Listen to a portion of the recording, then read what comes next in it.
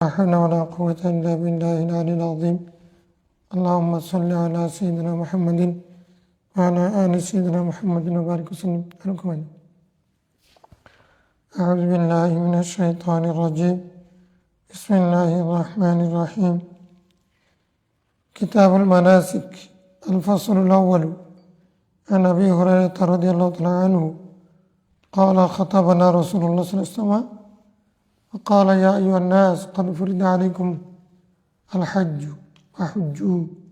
فقال رجل أكل عام يا رسول الله؟ فسكت حتى قالها ثلاثا. فقال لو قلت نعم لوجبت ولما استطعتم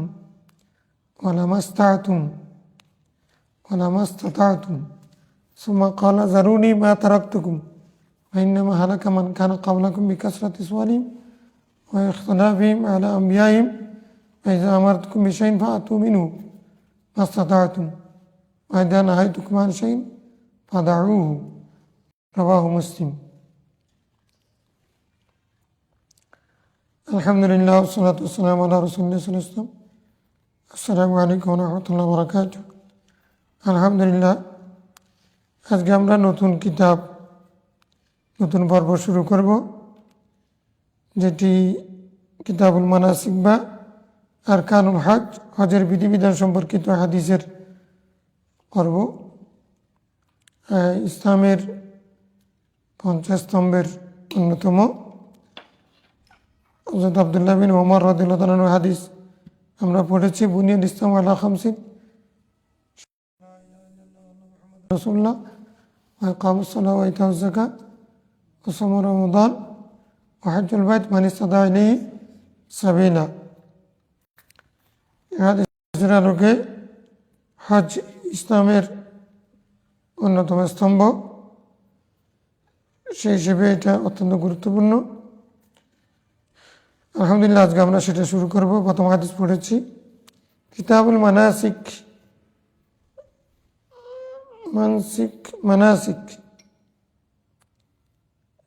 লিকুল্লি উম্মাতিন জাআলনা মানসাকান ইয়াযকুরু ইসমাল্লাহি আলা মা রাযাকাহুম মিন বাহিমাতিল আনআম।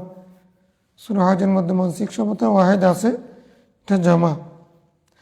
কিতাবুল মানাসিক মানে আরকানুল হজ। এমনি নুসুক নাসিকাতুন, মূল শব্দ হচ্ছে নাসিকাতুন মানে ইবাদত। নাসিকাতুন মানে কি?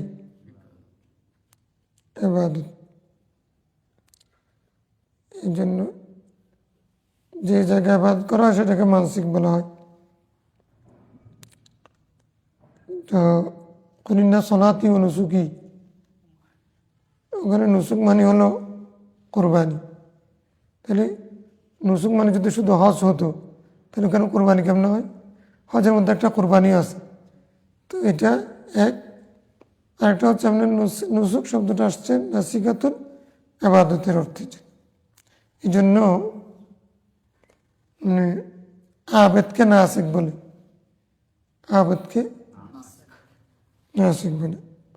নাসিকুল মুত্তাকিউন আলা আসাউ আলা আবরাতের মধ্যে একটা মুস্তাওয়ালাতি মানবলতি, একজন মুত্তাকি মানুষকে বলেছেন, মুত্তাকিকে নাসিক বলেছেন। আমাদের দেশেও এরকম পরিভাষা কিছু আছে, মানে পরহেজগার মানুষকে আজিরা বলে। ইয়ার মধ্যে পাকিস্তানের মধ্যে, উর্দু ভাষার মধ্যে, ইন্ডিয়ার মধ্যে সেটা পরিভাষা চালু আছে। তো যাই হোক, মানাসিক মানে এখানে আরকানুল হজ,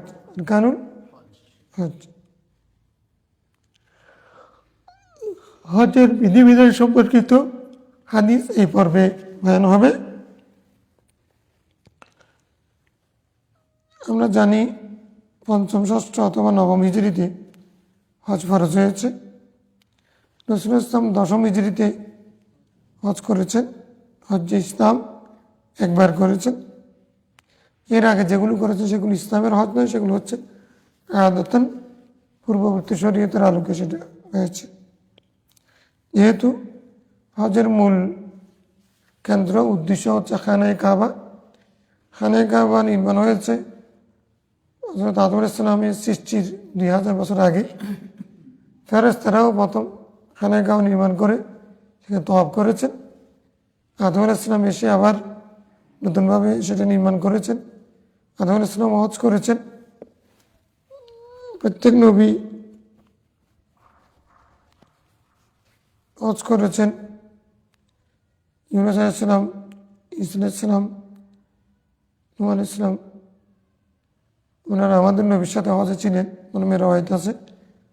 আদম আলাইহিস সালাম এই হিন্দুস্তান থেকে গিয়ে 40 বার হজ করেছেন পায়ে হেঁটে।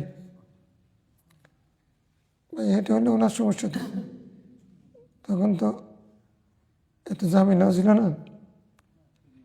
তারপর উনি যদি 60 গজ লম্বা হলে ওনার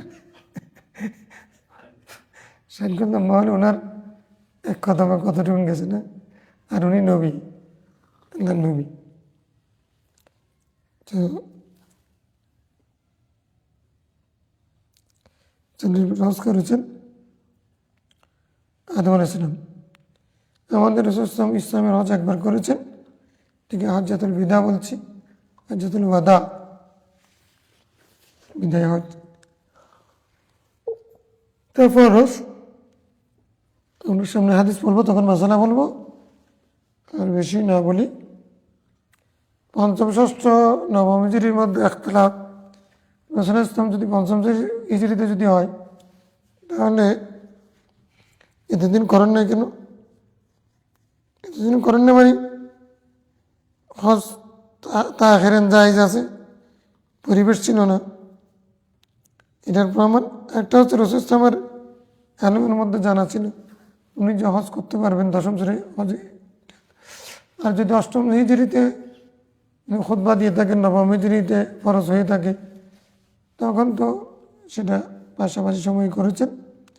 যাই হোক, এমনি ইখতিলাফ আছে, মোটামুটি একাধিক কথা আছে। হজ মূল কথা হচ্ছে আল্লাহ তাখির জায়েজ, তবে তাখির করলে গুনাহ হবে না। যদি তাখিরান যদি আবার সকল মারা গেলে লা আদরি আইয়ামুতা ইহুদিয়ান আও নাসরানি, এই জন্য তাখির না করা উত্তম। সাথে সাথে করে ফেলা। আবার যদি তুমি গরিব হও যাও অত মরে যাও, ফরজ তোমার কাছে থেকে যাবে। হ্যাঁ, তো এই জন্য বয়স, বুড়া হওয়া, বৃদ্ধ হওয়া, এখনো যুবক, মেয়ে বিয়ে দিই নেই, এগুলোর সাথে বাঙালি শরীয়তের সাথে ইসলামের শরীয়তের সম্পর্ক।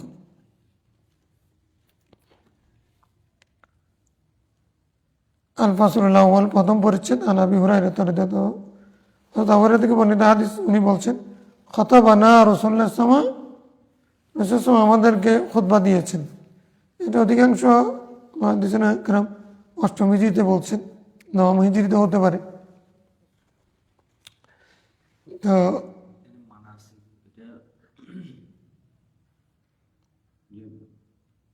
কুরবানি যেহেতু হজ্জের ভিতরে আছে, এটাকে উদ্দেশ্য করে কি মানাসিক বলা হয়েছে নাকি?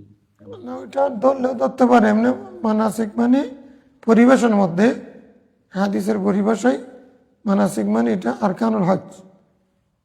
এমনি শাব্দিক অর্থ এগুলো ব্যাখ্যা, নুসুক, নসিকা, ইবাদত, ওগুলো হচ্ছে শাব্দিক বিশ্লেষণ। এমনি মানাসিক বলতে কিতাবুল মানাসিক মানে কিতাব আরকানিল হজ বা আরকানিল হজ, এটা।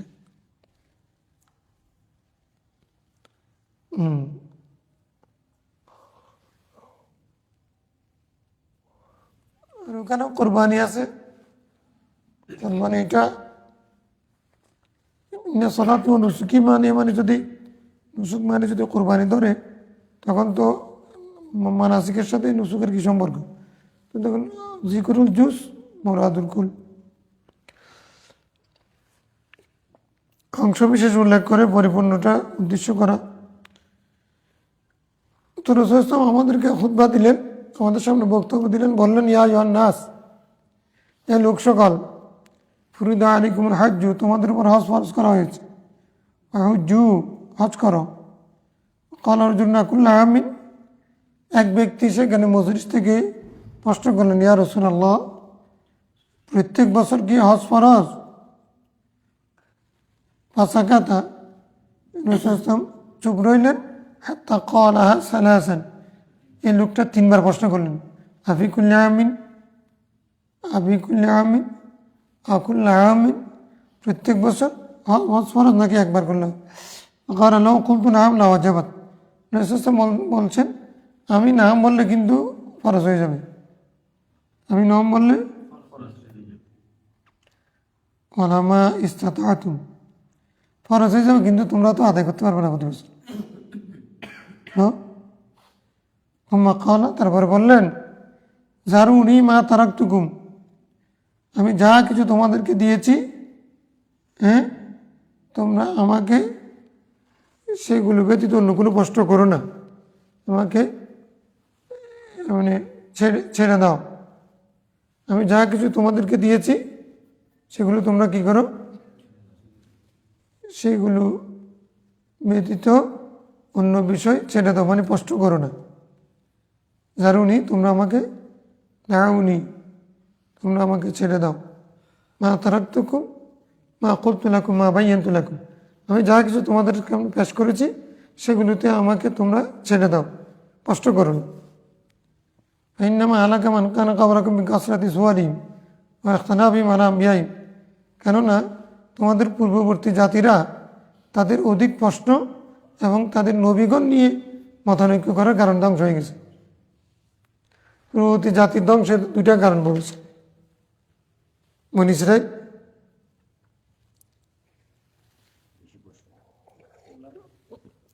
قالوا ادع لنا ربك بين لنا ما هي قال انما قتل وقال لونها تسر الناظرين قالوا ادع لنا ربك بين ما لونها صفراء فقال لونها تسر الناظرين قالوا ادع لنا ربك ما هي, এরকম 3বার প্রশ্ন করেছে। ইন্নাল বাকারা তাশাবাহা আলাইনা, তো এগুলো অধিক কষ্ট করে, এটা বনী ইসরাঈলের উম্মতের আলামত। জানার জন্য কষ্ট করা সেটা তো আদমের সাথে সেটা সওয়াব আছে, আর আপনি বকর বকর করা শুধু বুঝে না বুঝে, হ্যাঁ, বাহাদুরি দেখানোর জন্য এগুলো বেশি অতিরিক্ত অপ্রয়োজনীয় কষ্ট করা, অপ্রয়োজনীয় অতিরিক্ত কষ্ট করা, এগুলো ধ্বংসের আলামত।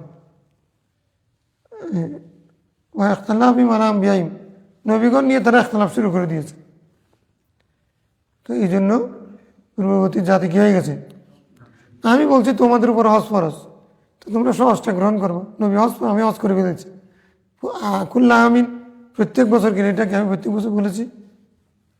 যদি আমি বলে ফেলি নকুল তো নাম না ওয়াজাবাত, আমি যদি তোমার উত্তরে নাম বলে ফেলি কী হয়ে যাবে, ফরজ হয়ে যাবে। ওয়াজাবাত মানে ফরজ, অথচ তোমরা সেটা পারবে না, কঠিন হয়ে যাবে। ফায়দা আমার তো কোন বিষয়হীন, যদি আমি তোমাদেরকে কোনো বিষয়ে নির্দেশ করি বা তুমিনু, তোমরা সেটা বাস্তবায়ন করো, মাস্তাতাতুম, যদ্দূর পারো, যতটুকু তোমাদের শক্তিকে কুলাবে তোমরা পারবে, সক্ষমতার উপর সক্ষম থাকবে যতক্ষণ তোমরা সেটা আদেশ পালন করবে। ভাইজা না হয় তো কুমার শাহীন, যদি আমি তোমাদেরকে কোনো বিষয়ে নিষেধ করি ফাদাউ, তোমরা সেটা ছেড়ে দিও। জারুহু দাউ মানে উতরুকু, সেটা ছেড়ে দিও। মাস্তাতা তুমি এখানে বলেন নাই, তাহলে নিষেধাজ্ঞার ক্ষেত্রে মাস্তাতা তুমি এটাও লুকায়িত আছে আগের ভাষা অনুযায়ী, অথবা আমর বাস্তবায়নের ক্ষেত্রে সক্ষমতার প্রশ্ন থাকে। আর নিষেধ থেকে দূরে থাকার জন্য মানে সক্ষমতা লাগে না, মানে আমি পারি নাই, আমি মানে মেয়ে একটা সুন্দর দেখেছিল, একটা সুন্দর দেখেছি, এরকম কোনো কথা নেই। না পারা, এটা তো না পারা কোনো কিছু। তুই নামাজ দাঁড়াই পড়তে পারতেছ না, এই জন্য বসে পড়বে, বসে পড়তেছে না শুয়ে পড়বে, এটা তো সক্ষমতার প্রশ্ন আছে। তুমি জেনা করতে পারবে, না করে পারো নেই, এরকম তো কথা নেই। পারতেছে না কি জন্য, শয়তান ঢুকে দিছে। শয়তান কোথায়, শয়তানকে দেখছো নি তুমি? তাহলে তার মানে হলো আদেশ বাস্তবায়ন করা যতটুকুন তাকিদ রয়েছে, নিষেধাজ্ঞা থেকে দূরে থাকা সেটা আরো বেশি তাকিদ। সওয়াবের কাজ না করো, গুনাহ করিও না।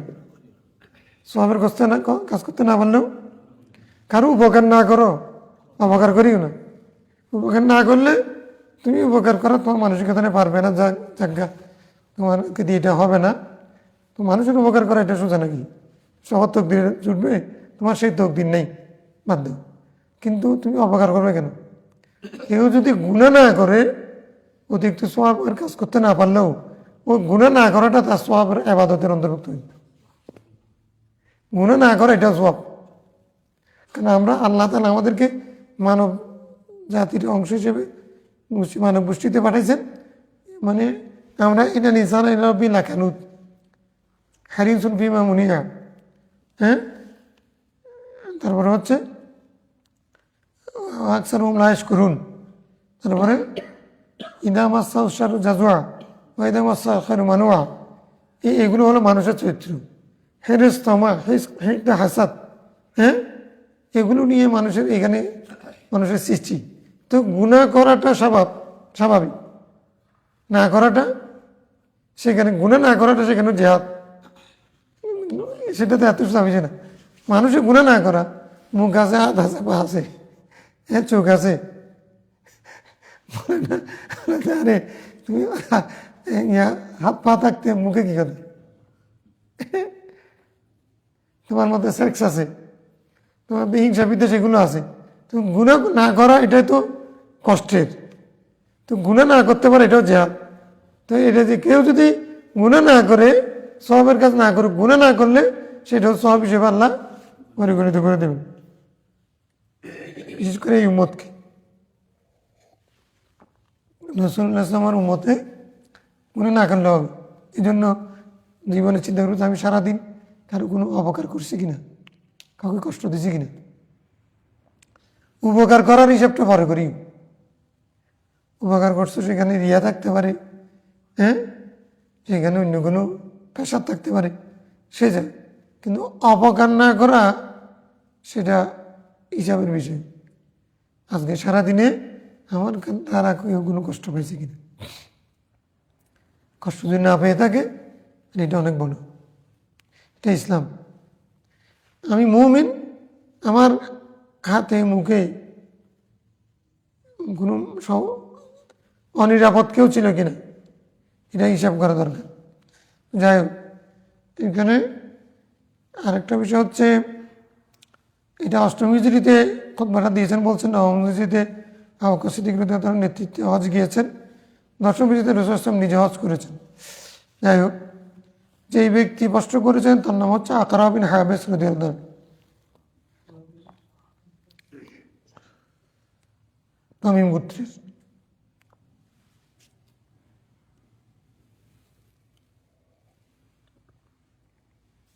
এখন আচ্ছা, ফাতু মানে ফাহাক্কিকু, ফাফআলু, হ্যাঁ, আস্তান ভাজু মানে বাস্তবায়ন করো। আনহু ক্বালা সুইলা রাসূলুল্লাহ সাল্লাল্লাহু আলাইহি ওয়াসাল্লাম আইয়ুল আমালি আফদল। হযরত আবু হুরায়রা থেকে বর্ণিত, রাদিয়াল্লাহু তাআলা আনহু, রাসূলুল্লাহ সাল্লাল্লাহু আলাইহি ওয়াসাল্লামকে প্রশ্ন করা হয়েছে আইয়ুল আমালি আফদল, সবচেয়ে উত্তম আমল কোনটা? ক্বালা ঈমানুন বিল্লাহি ওয়া রাসূলিহি, আল্লাহ এবং রাসূল সাল্লাল্লাহু আলাইহি ওয়াসাল্লামের প্রতি ঈমানটা হচ্ছে এক নম্বর আমল। এটা আমল বলা হয়েছে, আসলে এটা আমল কলব। ঈমানও একটা আমল, এটাকে আমরা বিশ্বাস বলছি আর কি, ইতিকাদ। এটা কলবের আমল, তো এটা এই জন্য তাহলে শুধু আল্লাহর উপর ঈমান আনলাম, আল্লাহ রাসূল সাল্লাল্লাহু আলাইহি ওয়াসাল্লামের প্রতি ঈমান। কিলা সুম্মা মাযা, তারপরে ক্বাল জিহাদ ফি সাবিলিল্লাহ, ঈমানের পরে জিহাদ ফি সাবিলিল্লাহ। কিলা সুম্মা মাযা ক্বাল হাজ্জুম মাবরুর, তারপরে হজ মবরুর, মকবুল হজ। হজ মকবুল মানে মকবুল হজ। তাহলে রাসূল ইসলামকে প্রশ্ন করা হয়েছে কোন আমলটা বেশি উত্তম, প্রথমে বলেছেন ঈমান, তারপরে জিহাদ, তারপরে হজ। এখানে সোম এবং সালাত বাদ পড়েছে না, অসুবিধা নেই। কোথাও হজ বাদ পড়ে গেছে, কোথাও নামাজ বাদ পড়েছে, অবস্থার প্রেক্ষিতে বলা হয়েছে আর কি। সাহাবা ইকরাম জানতেন নামাজ ফরজ, রোজা ফরজ, এগুলোর বিধান তো মানে নামাজ হিজরতের আগে আর দ্বিতীয় হিজরিতে রোজার বিধান এসে গেছে, ফরজ এটা ওনারা জানতেন। তো এখন তাই এই জন্য বলেন নাই আর কি। তাই আল জিহাদ ফি সাবিলিল্লাহ, এটা কেন এটা জিহাদ ফি সাবিলিল্লাহ কথা বলা হলো ইমানের পরে, এটা একটা কারণ আছে। কারণ হচ্ছে জিহাদ এমন একটা ফরজ, যখন ফরজ হবে জিহাদের কারণে নামাজ তরক করা যায়। জিহাদ যদি সেরকম বেশি গরম জিহাদ হয়, মানে শত্রু বাহিনী কঠিন, অবস্থা খারাপ, তখন খন্দকের যুদ্ধের সময় 5 ওয়াক্ত নামাজ কাজা করেছে। হ্যাঁ, জিহাদ, এই জন্য জিহাদের গুরুত্ব বর্ণনা করার জন্য। আচ্ছা, একটা হজ মাবরুর, হজের কথা কেন বলা হলো? হজ ইবাদতে মুরাক্কাব, এরকম মানে বদনীয় মালিও। নামাজের মধ্যে শুধু বদনী আছে, টাকার বিষয় নেই। রোজার মধ্যে বদনী আছে, টাকার বিষয় নেই। জাকাতের মধ্যে শুধু টাকার বিষয় আছে, আর্থিক অবস্থানের বিষয় আছে, শারীরিক বিষয় নেই। কিন্তু হজ 5 রুকনের মধ্যে একটা তো ইমান, বাকি 4টার মধ্যে হজ একমাত্র ইবাদতে মুরাক্কাবা না। তারপরেও আফজালুল ইবাদাত as-সালাত, মানে মানে মোটা দাগে এজমালিভাবে নামাজ হলো সর্বোত্তম ইবাদত। প্রেক্ষাপট বিভিন্ন প্রেক্ষিতে এজাফাতান এক এক সময় এক একটা, এটা বলা হয়েছে।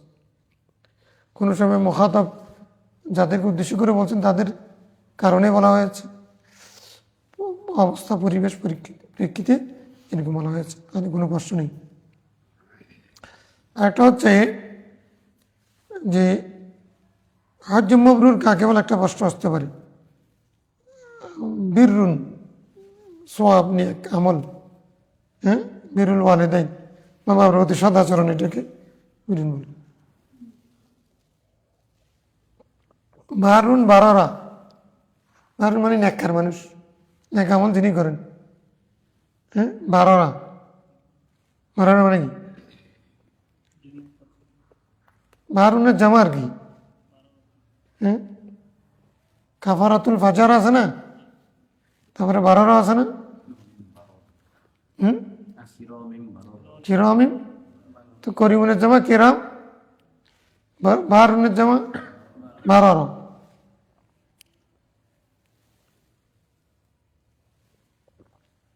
বারুন আসলে বার ইরুন ছিল, যেমন কাফারা বার আসলে মানে কাফিরের জামা কাফারা, ফাজিরের জামা ফাজারা।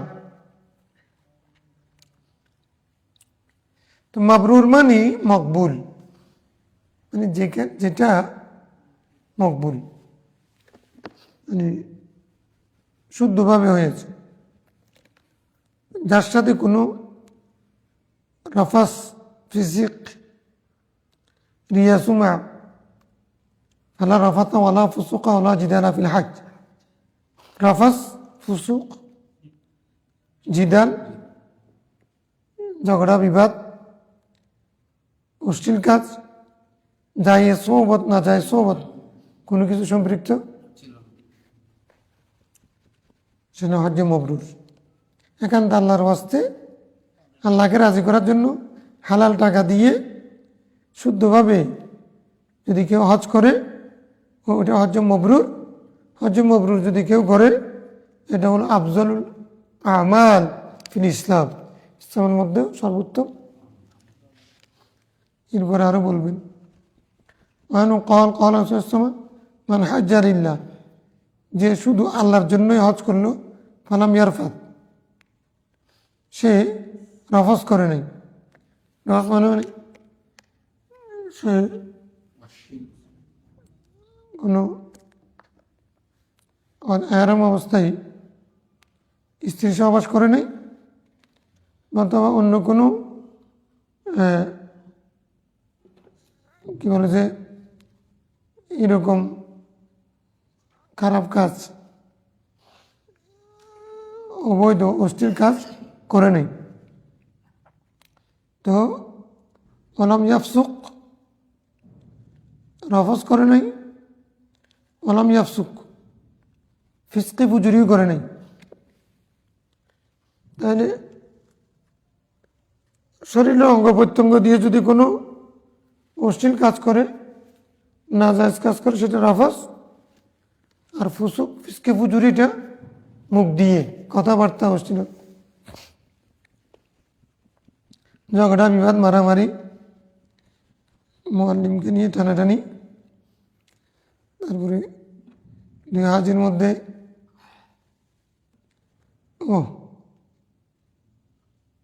হজের বৈচিত্র্য, ওখানেও অনেক বিষয় আছে যেগুলো চমৎকার। হাজির ঘোরা কয় হজের বিধান কয়জনে বুঝে, কি জন্য যায়, এখানে আল্লাহ সবাইকে মাফ করবেন। আল্লাহ ইয়ারফাত ওলাম ইয়াফসুক, রফাসও করবে না, ফিসকে ফুজুরিও করবে না, অঙ্গ প্রত্যঙ্গ কোনো অশ্লীল কাজ করবে না, মুখেও কোনো কাজ। এরকম যদি না করে যথাযথভাবে হজ করে, তাহলে ফায়দা কি? রাজা সে ওখান থেকে ফিরে আসবে খাইওমিন, সেই দিন তার জন্য হবে, সেই দিন সেটা যেদিন সে ফিরে আসবে সেটা তার জন্য হবে সেই রকম দিন। ওয়ালাদাতহু উম্মুহু, তার মা তাকে জন্ম দিয়েছে যেদিন, সেদিন যেরকম সে ফিরে আসবে সে অবস্থায়। অর্থাৎ তার মা তাকে প্রসব করেছে যেদিন, সেই দিন যেরকম নিষ্পাপ ছিল, ওই হজ রফস ফুসুক ছাড়া যে ব্যক্তি হজ করেছে, সে ওই দিনের মতো নিষ্পাপ শিশুর মতো হয়ে যাবে, আর কোনো গুনাহ। এরপর থেকে যদি গুনাহ না করে, তাহলে তো শেষ, খাতমা বিল খায়, জান্নাতে ঢুকে যাবে। আরাফাত ময়দানে উপস্থিত হয়েছে, রফস ফুসুক এগুলো ছাড়াও করতে হবে। আরাম টাকা, আরামে খেয়ে, মানুষের টাকা, হারামের টাকা আরামে খেয়ে, তারপরে এগুলো হাজ্য মাবরুর হবে না। وعنه قال قال صلى الله عليه وسلم من حج لله وعنه قال قال صلى الله عليه وسلم العمرة إلى العمرة كفارة لما بينهما والحج المبرور ليس له جزاء إلا الجنة। এক উমরা করেছ, মাঝখানে কিছুদিন গ্যাপ গেছে, 1 বছর 2 বছর 3 বছর 6 মাস, যার সক্ষমতা যতটুকুন আছে আর কি, মাঝখানে যা গ্যাপ গেছে, এই 1 বছর 2 বছর 3 বছর 4 বছর যা গুনাহ করেছ, সেগুলোর গুনাহ কাফারা হয়ে যাবে পরবর্তী উমরাটা। এই উমরা ওই উমরা পর্যন্ত, একটা উমরার পরে আরেকটা উমরা, 2টা উমরা করলে তো মাঝখানে যা গুনাহ আছে সেগুলো কি হয়ে যাবে? কাফারাতুন লিমা বাইনাহুমা, মাঝখানে গুনাহ মাফ হয়ে যাবে। এটা হলো উমরার ফজিলত। হজ্জের ফজিলত কি? ওয়াল হাজ্জুল মাবরুর, হজ্জ মাবরুর যদি তুমি করতে পারো, লাইসা লাহু জাযাউন ইল্লাল জান্নাহ, এটার বিনিময়ে একমাত্র বিনিময় জান্নাত। এটা একমাত্র বিনিময় জান্নাত ছাড়া এটা আর কোনো বিনিময়, এটা জান্নাতি। হজ্জ মাবরুরওয়ালা কি হবে? যার তকদিরে হজ্জ মাবরুর নসিব হয়েছে, তা সে জান্নাতের অধিবাসী হয়ে যাবে, জান্নাতি হবে। মুত্তাফাকুন আলাইহি, সংবাদ দিয়েছে। আল্লাহ তাআলা আমাদের সবাইকে হজ্জ মাবরুর নসিব। মানে ওমরা থেকে ওমরা পর্যন্ত কাফারা মানে কি, কোন গুণা মাপ হবে, কবিরা গুণা না সগীরা গুণা? আল্লাহ চাইলে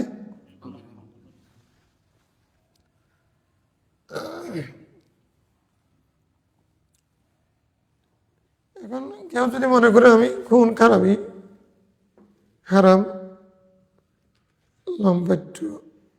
লম্পটগিরি, মানুষকে মারা, হক নষ্ট করা, মা বাবার সাথে বেয়াদবি করা, মদ্যপান করে সব কিছু করবো, মেরে ধরে টাকা পয়সা কামাই ফেলবো, তারপরে হজ করে সব মাফ করে নেব, যেহেতু হজ করলে তো গুনাহ মাফ হয়ে যাবে। এরকম মানসিকতা নিয়ে কেউ যদি চিন্তা করে এগুলো করলে, প্রথমে কথা হচ্ছে এটা তো হজ মবরুর হবে না। হজ মবরুর হলে না তোমার গুনাহ মাফ হবে, জান্নাতি হবে, এই চিন্তাটা ঠিক না।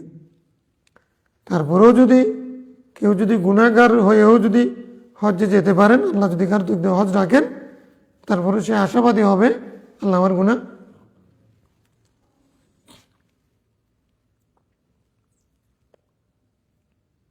যদ্দূর সম্ভব ওর সামর্থ্য অনুযায়ী মানুষের হক আদায় করে দিতে হবে, মানুষের যে কষ্ট দিয়েছে সেটা মাপ চেয়ে নিতে হবে, অথবা তাদের কাছে ক্ষমা চাইতে হবে।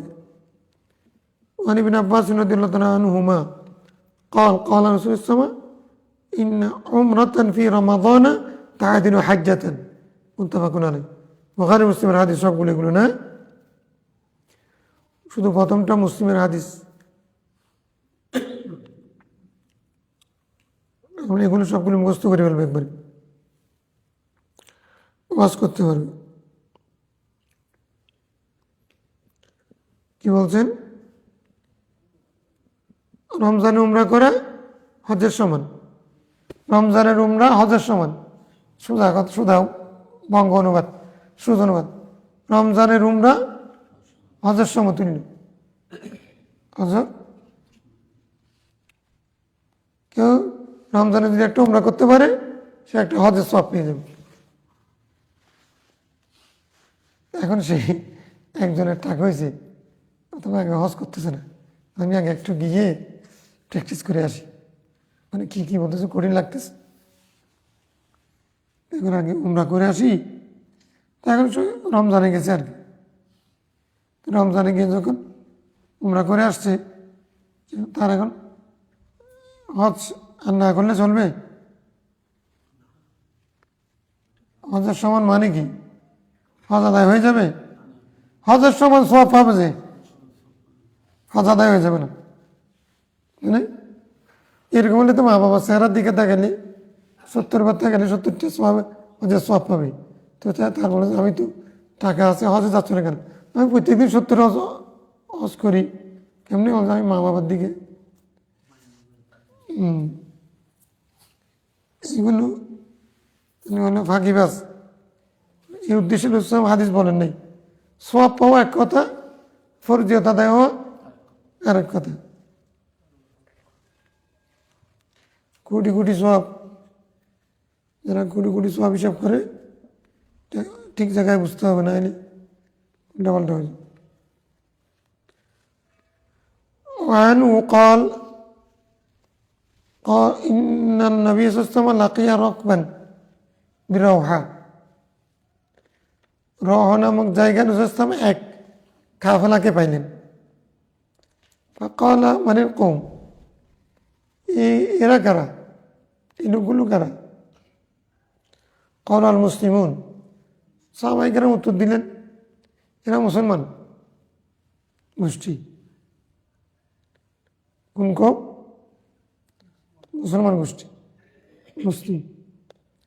ক্বালু মান আনতা,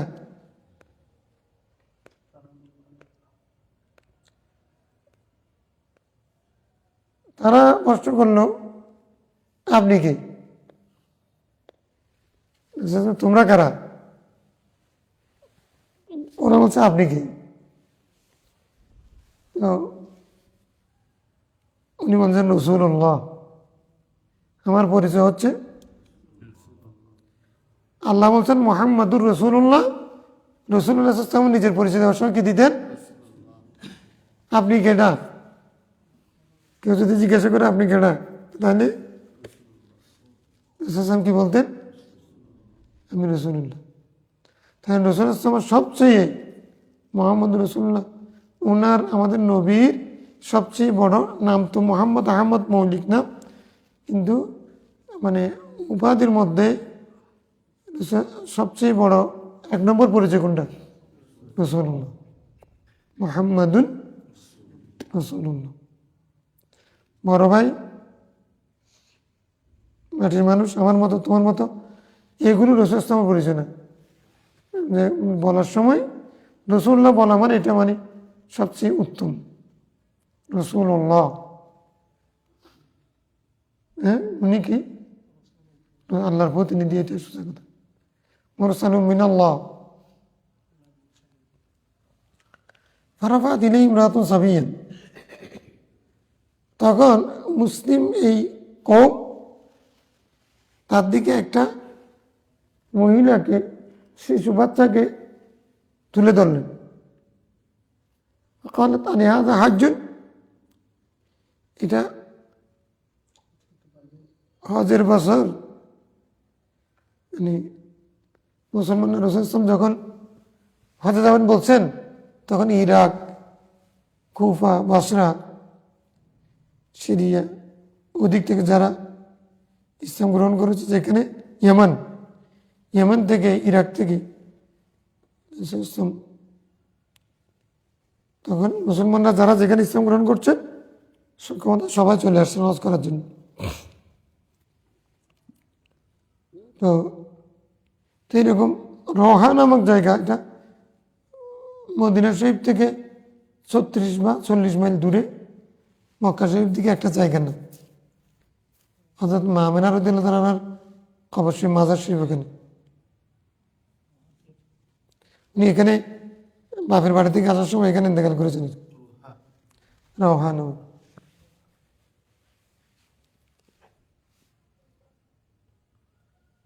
অকালাত, তো ওই মেয়েটা, ফারাফাত ইলাইহি ইমরাতুন, একটা মেয়ে তার দিকে, রাসূল সাল্লাল্লাহু আলাইহি দিকে একটা শিশুকে তুলে ধরলেন। ফাকালাত, প্রশ্ন করলেন, আনি হাযা হাজ্জুন, প্রথম বছর হজে যাচ্ছেন, মাসালা জিজ্ঞাসা করতেছেন, তো এর কি হজ আছে? এই শিশু বাচ্চার কি হজ আছে? করে না।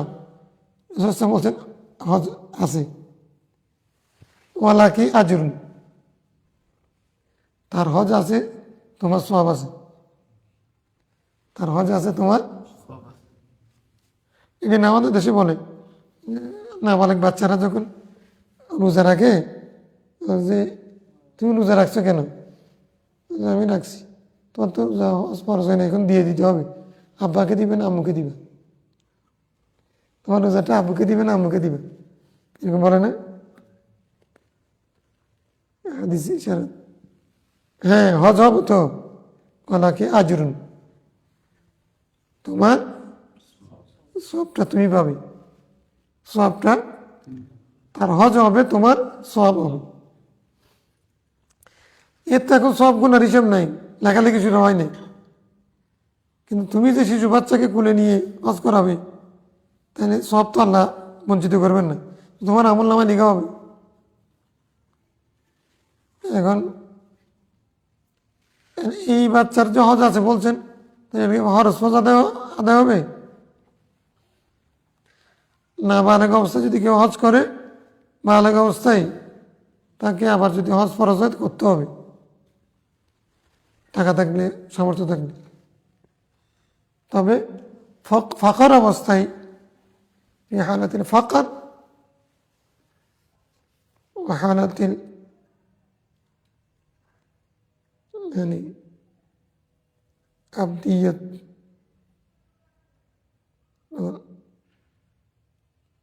যদি দাস অবস্থায়,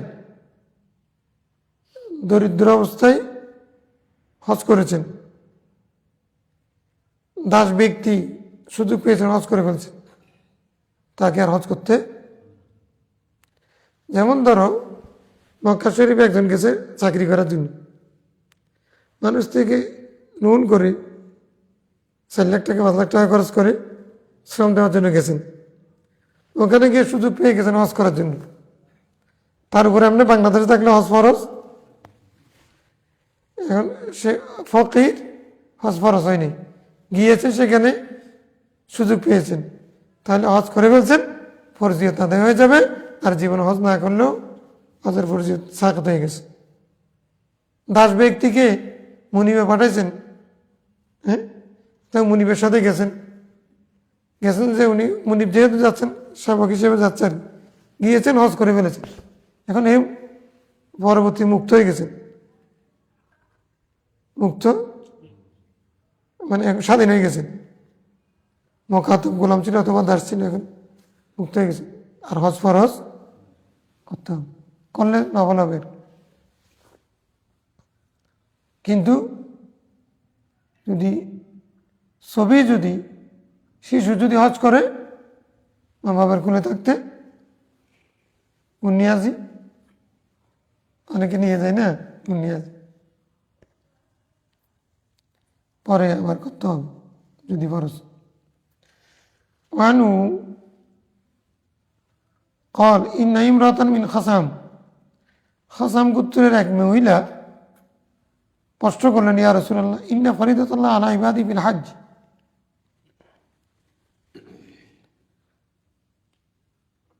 আদরাকাত আবি শাইখান কাবীরা, আদরাকতু আবি শাইখান কাবীরা লা ইয়াসবুতু আলা রাহিলাতি,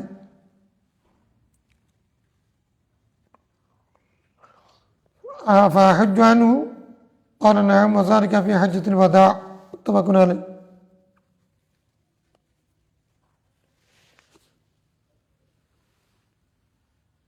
খাসাম গোত্রের মেয়েটা আল্লাহকে প্রশ্ন করলেন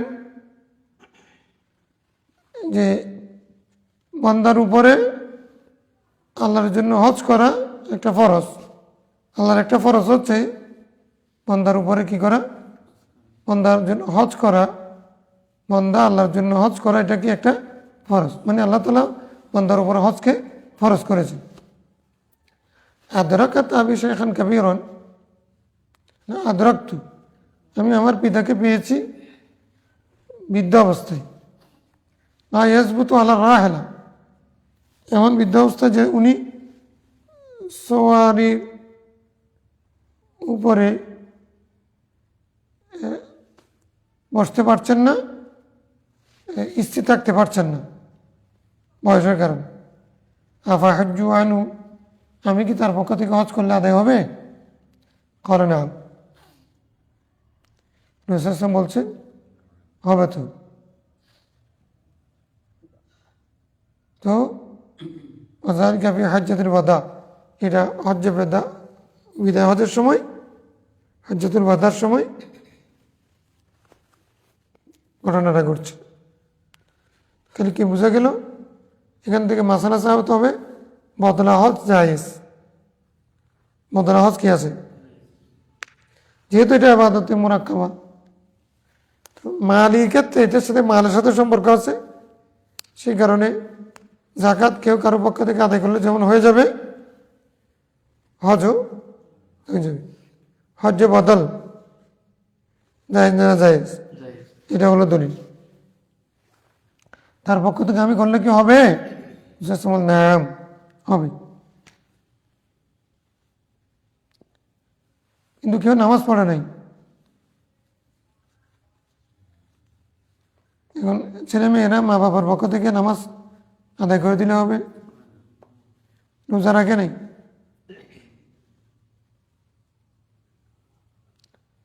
হবে? তাইলে এখন ইবাদতে বদলি যেগুলো, সেগুলো একান্ত মাহাজ ইবাদতে বদলি, সেগুলো বদলা অন্য কেউ করতে পারবে না।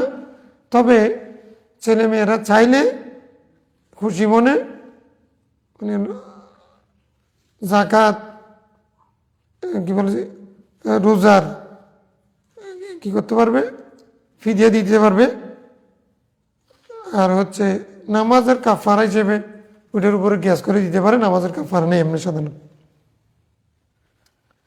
তাহলে সোজা কথা হচ্ছে এবাদতে মালির বদলা আছে, এবাদতে বদনির। তো হজ কেমনে হচ্ছে? হজ যেহেতু বদনি মালিও, এটা মালি আছে কারণে মাল সম্পর্কিত আছে। এটা হলো আসল কায়দা আমাদের।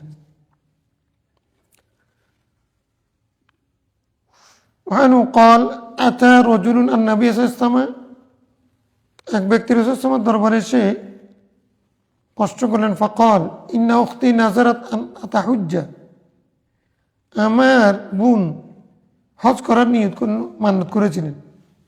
ওয়া ইন্নাহা মাতাত, মান্নত করে মরে গেছেন। ফাকাল নবী সাল্লাল্লাহু আলাইহি ওয়াসাল্লাম লাউ কানা আলাইহা দাইনুন এখন তা কাজিয়াও, তো সে মারা গেছেন, তারপরে আর কথাটা বলেন নাই। রাসূল সাল্লাল্লাহু আলাইহি ওয়াসাল্লাম বুঝে গেছেন আর কি, আমার বোন হজ করার নিয়ত করেছিলেন, মানত করেছিলেন, মারা গেছেন, হজ করতে পারেন নাই, এখন আমার করণীয় কি, কীরকম হবে এটা বুঝেছে। রাসূল বলছেন লাউ কানা আলাইহা দাইনুন আকুনতা কাজিয়াহু, যদি তার যদি কোনো ঋণ থাকতো সেটা কি তুমি পরিশোধ করতে? কলা না, পরিশোধ করতাম। কলা ফাকদি দাইন আল্লাহ, তো তাহলে তুমি আল্লাহর দাইনটা আদায় করে দাও। মানুষের যদি ঋণ থাকে সেটা যদি তুমি আদায় করো, তো আল্লাহর হজ ফরজ হয়েছিল, খানে কাবার হজ ফরজ হয়েছিল, এটা সে মান্নত করেছিল, সেটা সে আদায় করতে পারে নাই, এখন তুমি আদায় করে দাও। বদলা আছে না? তো হাক্কু বিল কাদা, তো রাসূল বলছেন বান্দার হক হচ্ছে আল্লাহর হক, আর আল্লাহরও বেশি হকদার, আল্লাহরও বেশি। আমরা যে বলি বান্দার হক বেশি, হকুল ইবাদ মারাত্মক, মানে আদায়ের ক্ষেত্রে আল্লাহর হক তো প্রায়োরিটি।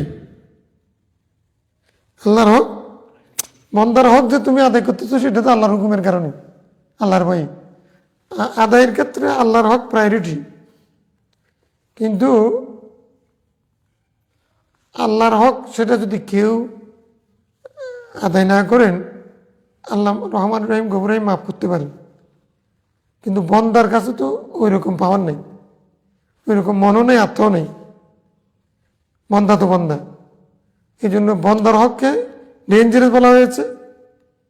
এটা আল্লাহর হক প্রায়োরিটি পাওয়ার, কিন্তু বন্দার হকটা মারাত্মক। দুইটা দুই দিক থেকে গুরুত্বপূর্ণ। আল্লাহ সৃষ্টিকর্তা, আল্লাহর হক তো আগে থাকবে বন্দার হকের চেয়ে, কিন্তু আল্লাহর হক আল্লাহ মাফ করে দিতে পারেন। বন্দার হক বন্দা যদি মাফ না করেন আল্লাহ মাফ করবেন না, এই জন্য বন্দার হককে গুরুত্ব, হকুল ইবাদকে গুরুত্ব দেওয়া হয়েছে। বুঝতে পারছো তো না? এই জন্য আদায়ের ক্ষেত্রে আল্লাহ প্রায়োরিটি পান। তো সেক্ষেত্রেও কিছু কিছু বিষয় আছে কন্ট্রাডিক্টরি হয়ে যাবে। বাচ্চা একটা পুকুরে পড়েছো, তুমি নামাজ পড়তেছো, তখন তুমি বন্দার হক আদায় করবে আগে। আগুন ধরেছে, আগে নামাজ বাদ দিয়ে আগুন নিভাবে। 5 জন ফ্যামিলিতে মেম্বার আছে, একজনের রোজা রাখলে সবাই উপবাস থাকবে, তখন ওরাও যেন আল্লাহর হক আদায় করতে পারে সেটা সুযোগ করে দেওয়ার জন্য তুমি একজনের জন্য এটা কাজা করা যায় হবে। অক্ষমন রিক্সা চালাই, 5 জন ছেলে মেয়ে, 6 জনের পরিবার, টাকা ইনকাম না করলে সবাই উপবাস থাকবে। রিক্সা না চালাইতে গিয়ে রোজা রাখলে মারা যাবে, এমন অবস্থায় এটা প্রায়োরিটি পাবে। قال قال صلى الله عليه وسلم لا يخلون رجل بامرأة ولا تسافرن امرأة إلا ومع محرم. قال رجل يا رسول الله اكتبت في غزوة كذا كذا وخرجت امرأة حاجة قال اذهب فاحجج مع امرأتك. متفق عليه. রাসূল বলতেছেন কোনো পুরুষ কোনো মহিলার সাথে একাকী অবস্থান করবে না। কোনো মহিলা মানে আজনবী মহিলা, যার সেই মাহারম নাই, অনাত্মীয়। ওলা তুসাফিরুন না ইমরাতুন, কোনো মহিলা সফর করবে না ইল্লা মাহারম, তার সাথে মাহারম ছাড়া। কোনো পুরুষ গিয়ে কোনো মহিলার সাথে একাকী অবস্থান করবে না, কোনো মহিলা মাহারম ছাড়া কারোর সাথে সফর, মাহারম যার সাথে বিয়া চিরস্থায়ী হারাম, চিরস্থায়ী হরমতে আবদি, এটাকে বলে হরমতে অক্তি একটা আছে। তোমার শালী তোমার জন্য হারাম, এটা অক্তি, বউ মারা গেলে হালাল। বউ যতদিন আছে ইস্তেমা, হ্যাঁ, ইস্তেমা মানে লখতাইন হারাম। ইস্তেমা আমাদের ইস্তেমা তো সুন্নতে পড়া সূরা, হ্যাঁ, আনতাজমাউ বাইনা লখতাইন, আনতাজমাউ বাইনা লখতাইন, এটা কি হারাম। বউ আছে, স্বামীকে বিয়ে করা, তা বউ মারা গেছে, এখন আরাম। বউ মারা গেছে, এখন আরাম। আরাম মানে তুমি এখন বিয়ে করতে কোনো বাধা নেই। কতজন এরকম বউ মারা যাওয়ার পরে এত মহাব্বতের জামাই, মহাব্বতের দুলাভাই, মহাব্বতের বউ, এই কারণে ওরা ছোট বোনকে দিয়ে দিয়েছে, মেয়ে ছোটটাকে বিয়ে দিয়ে দিয়েছে বড় বোন মারা যাওয়ার পরে। এরকম অনেক আছে। তাহলে এটা শব্দটা একটু খেয়াল করো, মাহরম। এই শব্দটা কোনোভাবে মোহরম, মাহরম, মোহরম, মোহরম আলী, মোহরম না, মাহরমন, এটার উচ্চারণ একটু করি, মাহরম, মাহারিম না, মাহারিম। আমার বেশিরভাগ শুধু ভুল বলেছে, রাওয়ার নিচে জের বলে, মাহারিম বলে। যার সাথে বিয়ে না জায়েজ তাকে বলা হয় মাহারম আবাদি, চিরস্থায়ী না জায়েজ। তাহলে শালিকে নিয়ে সফর করা যায় সব তো না, হ্যাঁ, দুনো ভাইয়ের সাথে শালি জায়েজ হবে?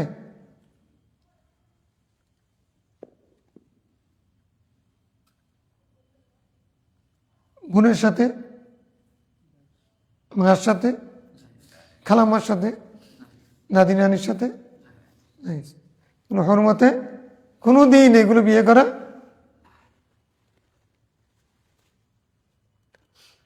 করার জন্য ইয়া রাসূলুল্লাহ উক্তুবতু ফি গাজওয়াতিন কাযা কাযা, ওই যুদ্ধে যাওয়ার জন্য আমি নাম লিখেছি।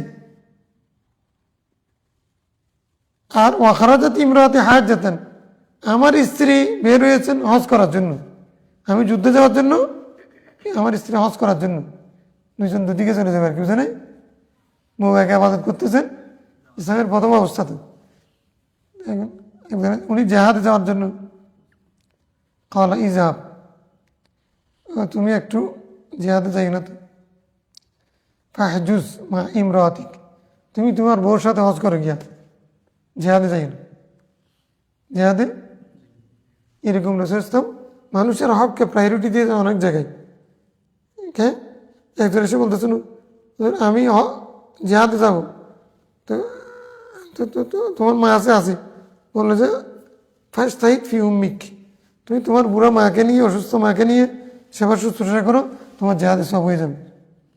মাকে অসুস্থ রেখে তুমি কি করিও না, জেহাদ করিও না। এখন মা বাবার সাথে বেয়াদবি করে কত না আসলে জেহাদে গেলে ওইটা কত জেহাদ হবে আল্লাহ। অনেকে তো জেহাদ করে ফেলতেছে।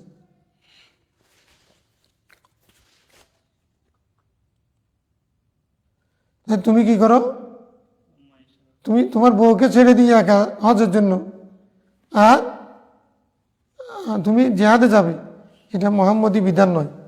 বউর সাথে তুমি হজে চলে যাও, জেহাদ পরে করি, এখন না।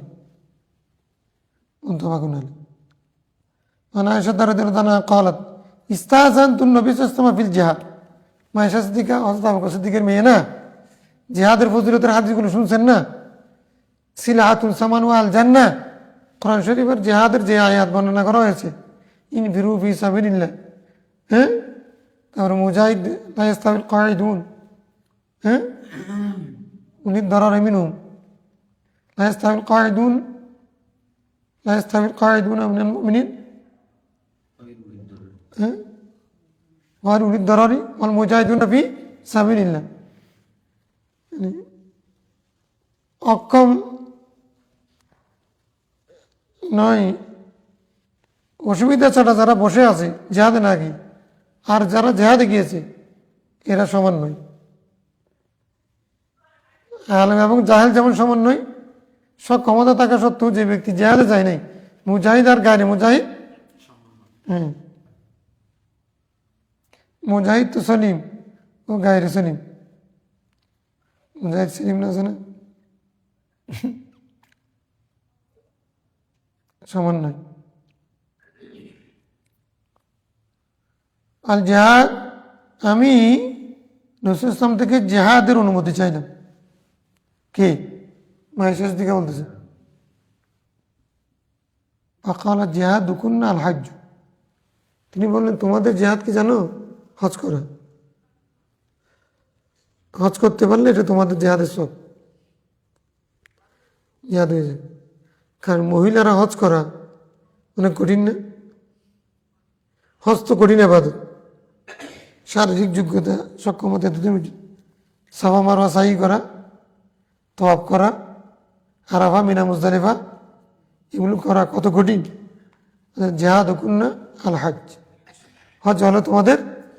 মেয়েদের উপরে সাধারণত জিহাদ ফরজ নয়, স্বাভাবিক অবস্থায় মেয়েদের উপরে জিহাদ, তবে একসময় ফরজ হয়ে যাবে যদি মুসলমানরা ইজা হুজিমাল মুশরিকুন মুসলিমুনা বিল মুশরিকিন, যখন মুসলমানরা যদি আক্রান্ত হয় এবং রাষ্ট্রপ্রধান যদি মানে সাধারণ জিহাদ ঘোষণা করেন যে তখন নারীদের উপরও জিহাদ করা, এরকম অনেক জিহাদে ওনারা গেছেন।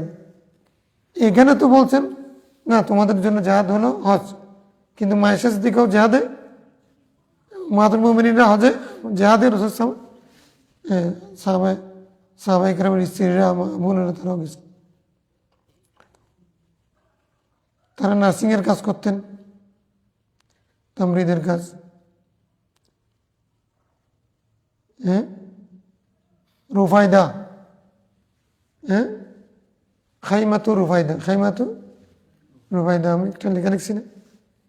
নার্সিং জগতের মানে পৃথিবীর ইতিহাসে নার্সিং এটা যখন শুরু হয় নাই, রাসূল ইসলামের সাহাবী একজন ছিলেন রুফায়দা, উনি একটা ক্লিনিক করেছিলেন, নার্সিং রুম, নার্সিং থিয়েটার।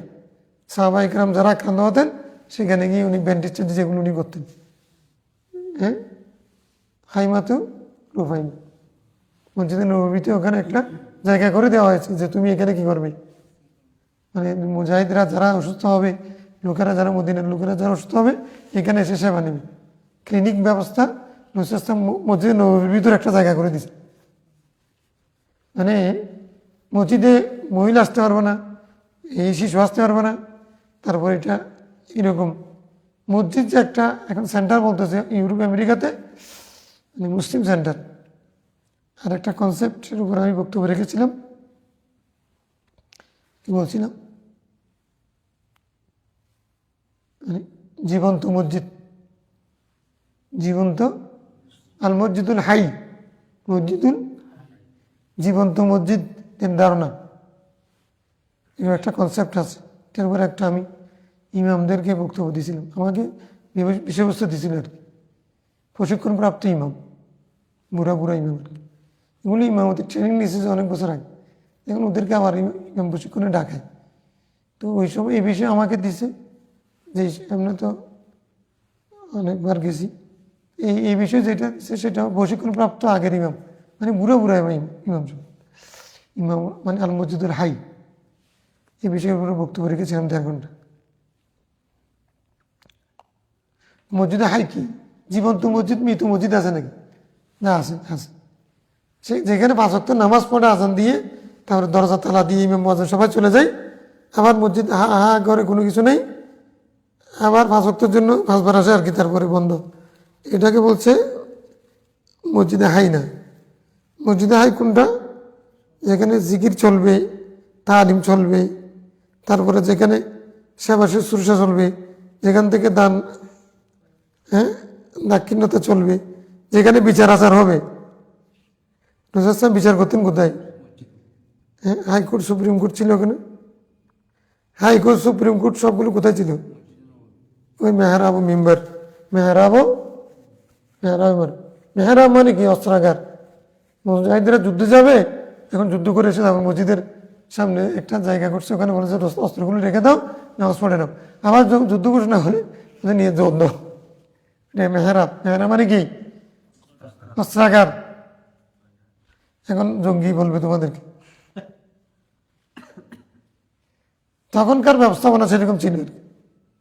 খাইমাতুর রুফাইদাটা মসজিদে নববীর ভিতরে রসুলাম একজন সাহাবিয়াকে সুযোগ করে দিয়েছে, তুমি যেহেতু এই বিষয়ে বিশেষজ্ঞ, তুমি কি করবে?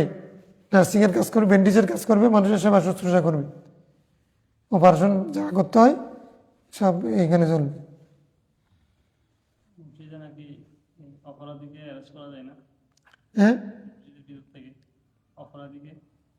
হ্যাঁ, করা যাবে, এমনি অ্যারেস্ট করা যাবে, আঘাত করা যাবে না। তবে এই মসজিদে হারাম শরীফ বেশ কম আছে। হারাম শরীফ থেকেও গ্রেপ্তার করা যাবে, তবে আঘাত করা যাবে না। মারামারি, হারামের মধ্যে কোনো মারামারি কাটাকাটি নেই। আমার দাখালাও গানা, এটা দাখালাও গানা মানে এটা ওই মসজিদের কথা, এই মসজিদের কথা না। এখানে মনে করো মসজিদে ঢুকছি, এখন ডাকাত একটা ঢুকে গেছে মসজিদে, এখন পুলিশ আসছে, এখন ডাকাত এটা ছুরি নিয়ে পুলিশকে মারতে চাচ্ছে অথবা অস্ত্র চালাচ্ছে, তখন পুলিশ বসে থাকবে নাকি? এই মসজিদে ঢুকছে, আমি এখন চুপ করে বসে থাকি, সুজাবো? এটা হবে না। ওটা হারাম শরীফ। হারাম শরীফের মধ্যে যদি এরকম যে কেউ যদি এরকম অস্ত্র চালায়, তখনও অন্য মানুষদেরকে বাঁচানোর জন্য তখনও তাকে এরকম ঘটনা ঘটছে তো একবার। রসুলের জন্য একবার শুধু আখতালকে মানে হারামের মধ্যে মানে খাবার ঘরের ইয়ার মধ্যে আস্তারের মধ্যে গিলাফের সাথে সে লুকিয়েছিল। রসুল তাকে বের করো, হত্যা করে ফেলো, আমাকে কিছুক্ষণের জন্য আল্লাহ জায়েজ করেছেন। এর হত্যা করার জন্য আল্লাহ আমাকে হারাম শরীফের কিছুক্ষণ, আমরা সেখানে কাতাল হারাম কিছুক্ষণের জন্য আল্লাহ আমার জন্য হালাল করে দিয়েছেন, এটা আমি করবো, একে মেরে ফেলাম। কিছু কিছু মারাত্মক ব্যক্তি রসুলের বেশি বেয়াদবি করেছেন, এরকম কিছু ব্যক্তিকে রসুল কাব বিন আশরাফ, এদিকে আখতাল, এগুলোকে পরিণতি এরকম হয়েছে। মক্কা বিজয়ের দিন বিনা রক্তপাতে মক্কা বিজয় হয়েছে বলছে, মানে যুদ্ধ হয়নি, 3 জনকে হত্যা করা হয়েছে। হ্যাঁ, সেটা মানে দুই পক্ষের মোকাবেলায় যদি হতো, অনুয়াতান হতো। এরা তো মোকাবেলা করার জন্য আসেনি, এরা এমন অপরাধ যেগুলোকে ক্ষমার অযোগ্য। রাষ্ট্রপ্রধানের ইয়াতে রাষ্ট্রপতি চাইলে বাংলা যে কোনো পৃথিবীর যে কোনো আইনে রাষ্ট্রপ্রধান, সেনাপ্রধান ওনারা চাইলে কারো মাফ করে দিতে পারেন, শাস্তিটা আইনগতভাবে অপরাধের কারণে হবে। এগুলো অপরাধী ছিল, যেমন অপরাধী যাদেরকে মাফ করাটা সমীচীন হবে না বিচার, এদেরকে শাস্তি দিতে হবে পার্থিব বিবেচনায়। একদিকে রসুল তিনি যা বলে সেগুলো তো ওহি, এই কারণে শুনো, জারুনি মা তারাক্তুকুম, জারুনি কেন আমায় তো কাহিনী না ওয়াইনি সেই ধরনের রসুন যা করেছেন সেগুলো আল্লাহর হুকুমে করেছেন। এক। দুই নম্বর হচ্ছে পলিটিক্যাল কনসেপ্ট কী হতে পারে। মক্কা বিজয় হয়ে যাচ্ছে, ওরা মোকাবেলা করার মতো শক্তি নেই, কিন্তু সবাই যে মনে মনে এটাকে গ্রহণ করেছে তা না। কারো কারো মনে এমনও থাকতে পারে যে যাব কি মোকাবেলা করে টিকে যাবো বোধহয়, চলো আঘাত করি, মানসিকতা থাকতে পারে। তো কয়েকজনকে শাস্তি দিয়ে সবাইকে কি করে দাও, ঠান্ডা করে দাও, সাবধান, এটা কনসেপ্ট হতে পারে। তো ওই সুবহান কেন বলছে, যেহেতু মানে প্রতিপক্ষ তো মোকাবেলা করার জন্য কেউ আসেন, এরা ক্ষমার অযোগ্য ছিল এই জন্য। عن أبي هريرة رضي الله عنه قال قال رسول الله صلى الله عليه وسلم لا تسافر امرأة مسيرة يوم وليلة إلا ومعها ذو محرم। একদিন এক রাতের যে দূরত্ব মানে 12 মাইল বা 13 মাইল, এই দূরত্বের মধ্যে কেউ যদি কোনো মহিলা সফর করবে না মাহরাম ছাড়া, এই হাদিস কি তাহলে তার চেয়ে কম হলে নিজে যেতে পারবে না? আমরা সেটা বলছি না, এটা এমনি দূরত্বের জন্য বুঝাইছে। নিরাপত্তা হলো মূল বিষয়। এখন বর্তমানে একদিন এক রাতে মানুষ তো আমেরিকা চলে যেতে পারে, হ্যাঁ, বিমানে। সেই জন্য একদিন এক রাতে সফর মানে হাঁটাহাঁটি, মধ্যম মানে হেঁটে যদি যত দূরত্ব ওখানে। তো এটা আমরা বলছি না, মানে মহিলারা, উপযুক্ত মহিলারা মানে একদিনের এক রাতের হোক, 3 দিন 3 রাত হোক, আরও কম হোক, মাহরাম ছাড়া বের হবে না। তো এখন তাদেরকে মেয়েদেরকে ঘরে বন্দি রাখবে, হ্যাঁ, গৃহবন্দী। এটা তো আবার আধুনিক কনসেপ্ট, ইসলামকে নারী অধিকার বিরোধী বলবে। এখানে বিষয়টা হচ্ছে এখন মেয়েরা তো একা একা বের হচ্ছে, অফিসে প্রতিদিন যাচ্ছেন নাকি? স্বামী প্রত্যেক দিন অফিসে যাচ্ছেন না? যাচ্ছেন না। এসব কিছু নির্ভর করে মেয়েরা যাবে যাবেন না এগুলো কেন? মূল বিষয় হচ্ছে মেয়েদের নিরাপত্তা, ইজ্জত আবরু।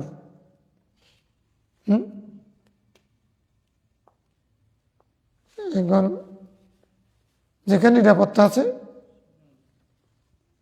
সেখানে যাবে, যেখানে নিরাপত্তা নেই সেখানে যাবে।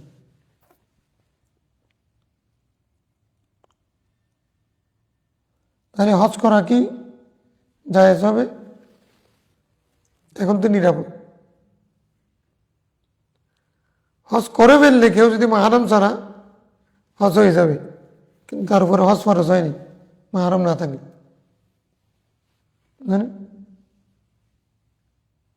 এখন মাহরাম লাগবে না বলছে, ফতোয়া দিছে তো সৌদি মুফতিরা। এখন ফতোয়া কি চলতেছে?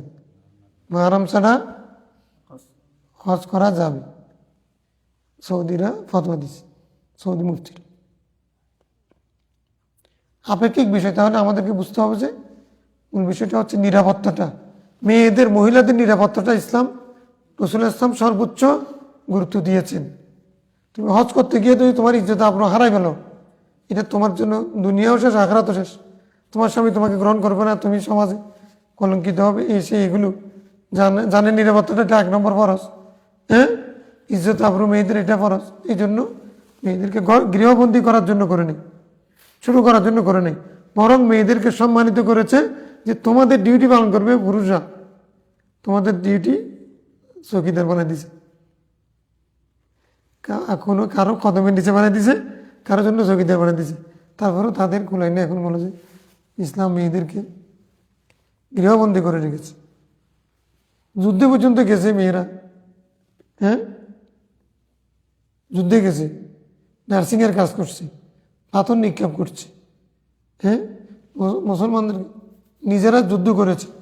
তারপরে হচ্ছে মানে মুসলমানরা যদি পালাইতে যায়, পেছন থেকে তাদেরকে বলছে এই এদিকে আসলে আমাদের খাবে, সামনে যাও। নবীকে ছেড়ে এদিকে আসছো, পাথর মেরে মেরে তাদেরকে সামনে যাও, এদিকে আসলে আমরা বলছি আল্লাহর কসম তোমাদেরকে আমরা স্বামী হিসেবে গ্রহণ করবো না। কাফেরদের মোকাবেলা না করে পিছনে হরলে আল্লাহর কসম তোমাদেরকে আমরা স্বামী হিসেবে ভাই হিসেবে গ্রহণ করব না, এরকম বলে বলে মানে কোনো গালে একা হয়নি কবি যে হ্যাঁ কুরুক্ষেত্রের বাড়ি কি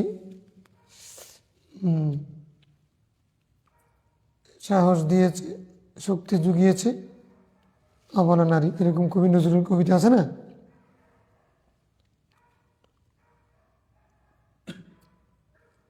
ও বেশি হয়ে গেছে, টাইম তো অনেক হয়ে গেছে, ফসলটা শেষ করতে চাইছিলাম। আচ্ছা তাহলে এখন মিকাতের হাদিস আসছে তো, কালকে থেকে ইনশাল্লাহ মিকাতের হাদিস ফলো করি। আজকে যেহেতু এটা নতুন ভাব, এই জন্য কিছু প্রাসঙ্গিক কথা বলতে হয়েছে যেগুলোর কারণে সামনে থেকে আমরা হাদিস পড়তে সহজ হবে, তাড়াতাড়ি পড়ে বলতে পারবো। ঠিক আছে, এখন মিকাতের হাদিস শুরু হয়েছে। মিকাত ফসল না হলেও কিন্তু মিকাতের হাদিস। কি বলছো? আল্লাহুম্মা সাল্লি আলা সাইয়্যিদিনা, এই হাদিসগুলো মুখস্থ করে ফেলি এই বুঝি কমপক্ষে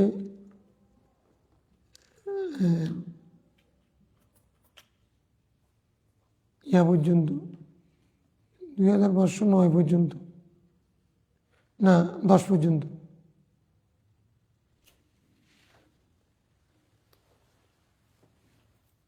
আল্লাহুম্মা সাল্লি আলা সাইয়্যিদিনা।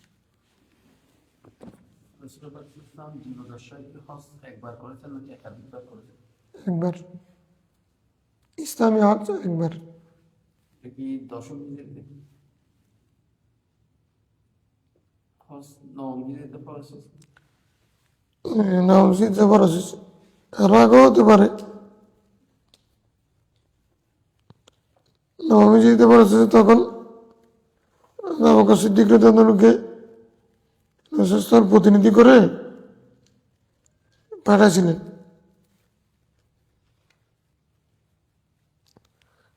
পরবর্তীতে মওলা আনিসের তাকে পাঠাইছেন, সূরা বারা নাযিল হয়েছে ওইটা নিয়ে। এগুলো ইসলামী বিধান নিয়ে, এগুলোকে আবার যদি রাজনৈতিক বিশ্লেষণ করলে এগুলো অনেক প্রেক্ষাপট আছে। সূরা বারা নাযিল হলো, মওলা আলীকে পাঠালেন, ইন্নামাল মুশরিকুনা নাজাসুন ফালা ইয়াকরাবুল মাসজিদাল হারামা বা'দা আমিম হাযা, আগামী বছর থেকে তারা যেন এখানে আর না আসে, এই মসজিদে হারামের পাশে যেন না আসে ঘোষণা করে দিল। তাহলে দশম হিজরিতে রাসূল হজ করেছেন, সেখানে একবারে নিরাপদে, সেখানে কোনো মুশরিক ছিল না, তার মানে পথ নিরাপদ, ইবাদত করতে তার কোনো অসুবিধা নেই, একবারে সবাই মুসলমান, হারামের উদ্ধার কোনো